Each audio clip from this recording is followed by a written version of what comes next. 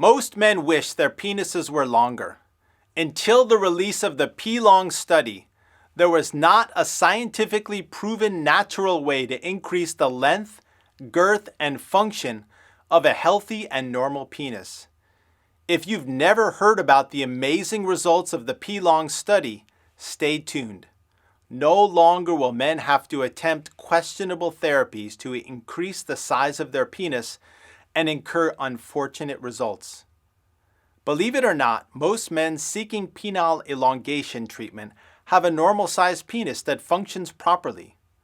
Men complaining of a small penis, despite adequate length, typically underestimate the size of their own penis and overestimate the length for other men. We'll get to how the P-Long protocol helps improve a man's length, girth, and function. But first, let's discuss penile anatomy and how that affects the possibility of penile growth.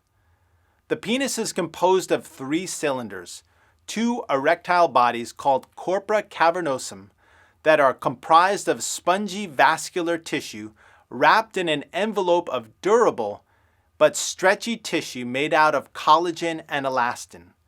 Elastin gives this tissue its stretch. The 3rd cylinder is called the corpus spongiosum, and it's made of spongy tissue with the urethra, the tube that transmits urine, traveling through the middle. The corpus spongiosum also incorporates the head of the penis, also known as the glans. The corpus spongiosum gets engorged with blood, but does not get rigid like the erectile bodies.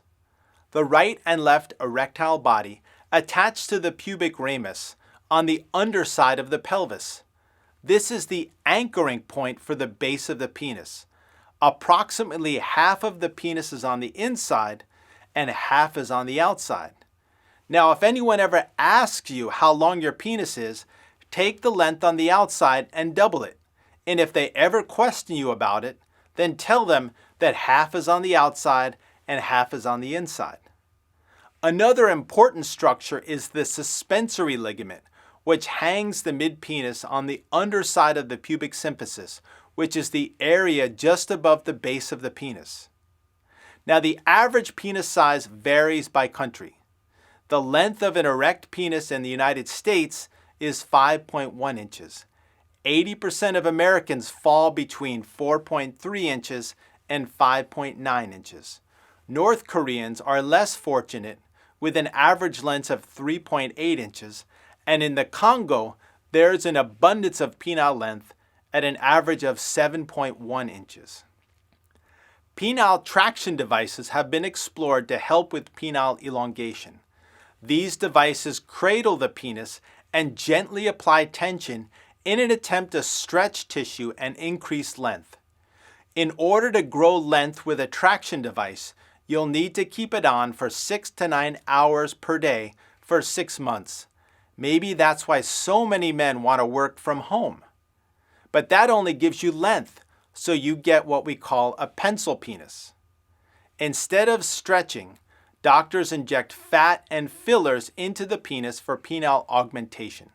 These fillers are expensive and only last a year or two, and then you have a lumpy, bumpy penis. Some doctors tried a surgery to release the suspensory ligament of the penis. This was a disaster because it changed the angle of an erection so that it points down, and the scar tissue from the surgery eventually makes the penis shorter.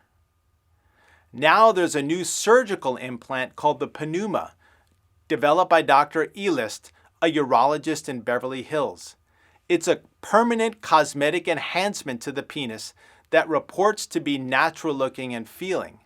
At first, this looked promising, but dozens of implants have been removed over the past few years from unhappy men with infection, pain, or dissatisfaction, and the scar tissue from the removal reduces penile length.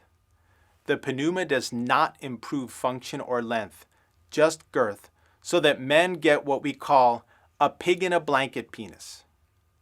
At BrandeisMD, we looked at the serious issues with penile elongation surgeries, injections, and implants, and realized that we had to do better.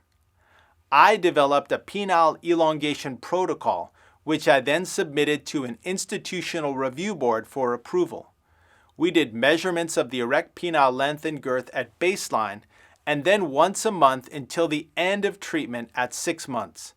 It was critically important to obtain these measurements so that we could confirm that penile length was increasing without sacrificing girth.